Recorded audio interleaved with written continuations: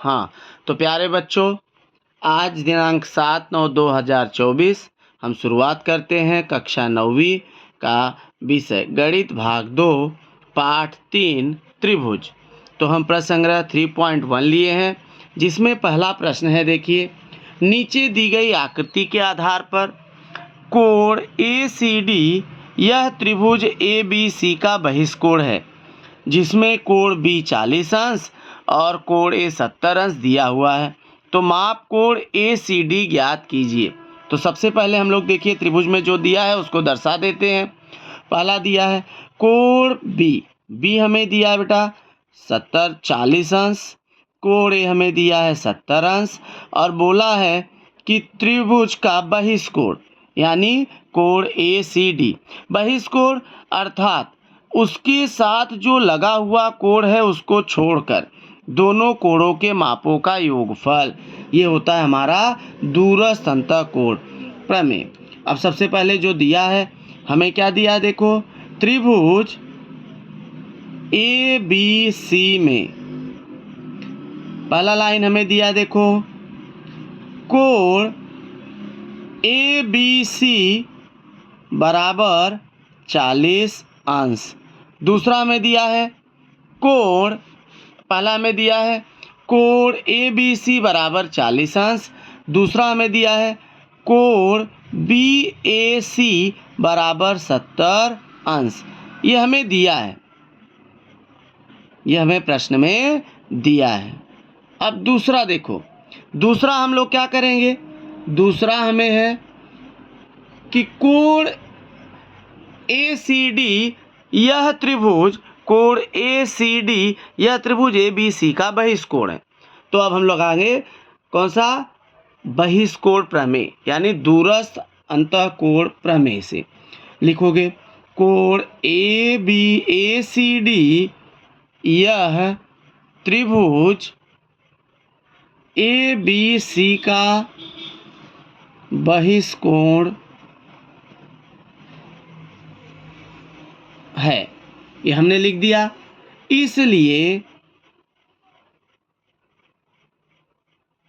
इसलिए कोण ACD बराबर कोण ABC प्लस कोण BAC। रीजन हम लिख देंगे दूरस्थ अंतःकोण प्रमेय, दूरस्थ अंतःकोण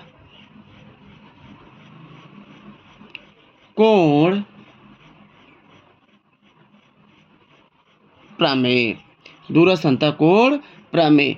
अब इसके बाद हम लेंगे कोण ACD बराबर ABC 40 अंश, कोण B का मान 40 अंश, कोण A का मान 70 अंश। अब ये हमने लिख दिया। तो कोण ACD बराबर 0, 7 और 4 11, 110 अंश। यहाँ पर हमारे पहले प्रश्न का उत्तर हमें मिल गया। कोण ACD का मान निकालना था जो हमने निकाल दिया।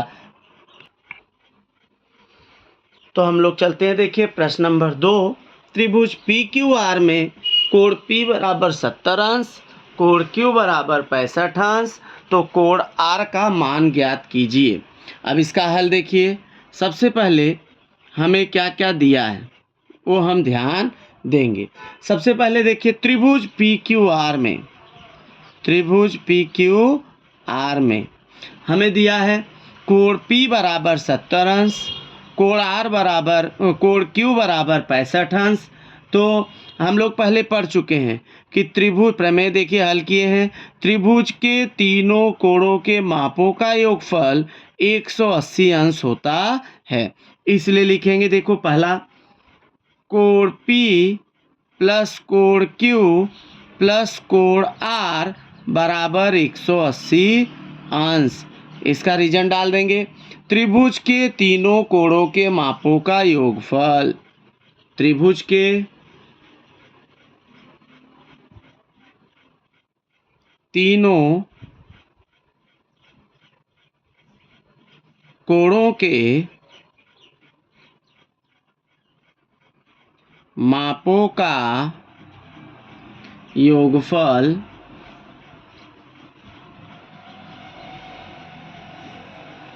180 अंश होता है। तो हमारा दूसरे प्रश्न लाइन में देखिए हमने लिख दिया त्रिभुज में कोण P प्लस कोण Q प्लस कोण R बराबर 180 अंश। त्रिभुज के तीनों कोणों के मापों का योगफल 180 अंश होता है। अब जो मान दिया है उसको लिख देते हैं। कोण P हमारा कितना है 70 अंश, तो 70 अंश प्लस कोण Q हमें दिया है 65 अंश प्लस कोण R बराबर 180 अंश। अब देखिए ये हमें मिल गया। अब उसके बाद हम लोग करेंगे दोनों को जोड़ देंगे। 0 + 5 5, 6 + 7 13, 135 प्लस कोण R बराबर 180 डिग्री। अब हम लोग का क्या मिल गया, कोण R बराबर 180 माइनस 135। देखिए यहाँ प्लस है, उधर जाएगा तो हमारा क्या हो जाएगा माइनस। तो कोण R का वैल्यू हमारा आ गया देखिए। इसलिए कोण R बराबर 0 में से नहीं जाएगा 5, 1 यहाँ से उधार ले 10, 10 में से 5 गया 5, बचा 7, 7 में से 3 गया 4, 45, 1 में से 1 गया 0, उसको हम नहीं लिखेंगे। तो यहाँ हमारा दूसरे प्रश्न का उत्तर मिल गया, कोण R बराबर 45 अंश। तो हमारे दूसरे प्रश्न का भी हुआ। अब हम तो हम अब तीसरे प्रश्न पे चलते हैं। देखिए प्रश्न दिया है त्रिभुज के कोणों के माप क्रमशः x अंश, x - 20 अंश, x - 40 अंश हो तो प्रत्येक कोण का माप ज्ञात कीजिए। अब देखिए हमें त्रिभुज के कोणों के माप दिए हैं लेकिन वेरिएबल जुड़ा हुआ है, अब चरांक के साथ है, हमें क्लियर नंबर पता नहीं है। तो सबसे पहले हम लोग क्या करेंगे, देखो हल। त्रिभुज के कोणों के माप क्रमशः त्रिभुज के कोणों के माप x अंश, x - 20 अंश, x - 40 अंश ये हमको दे दिया गया है। इसलिए अब आप लोग ने प्रमेय पढ़ा है, x अंश प्लस x - 20 अंश प्लस x - 40 अंश इक्वल्स टू 180 डिग्री। त्रिभुज के तीनों कोणों के मापों का योग। त्रिभुज के तीनों कोणों के मापों का योगफल 180 अंश होता है। अब हम आगे चलते हैं। देखिए यहाँ हो गया, अब इसको ब्रैकेट को हम ओपन करते हैं तो देखो क्या हो जाएगा, इसलिए x अंश x - 20 plus x - 40 is equal to 180 degree. अब हमने क्या किया, 1 2 3, 3x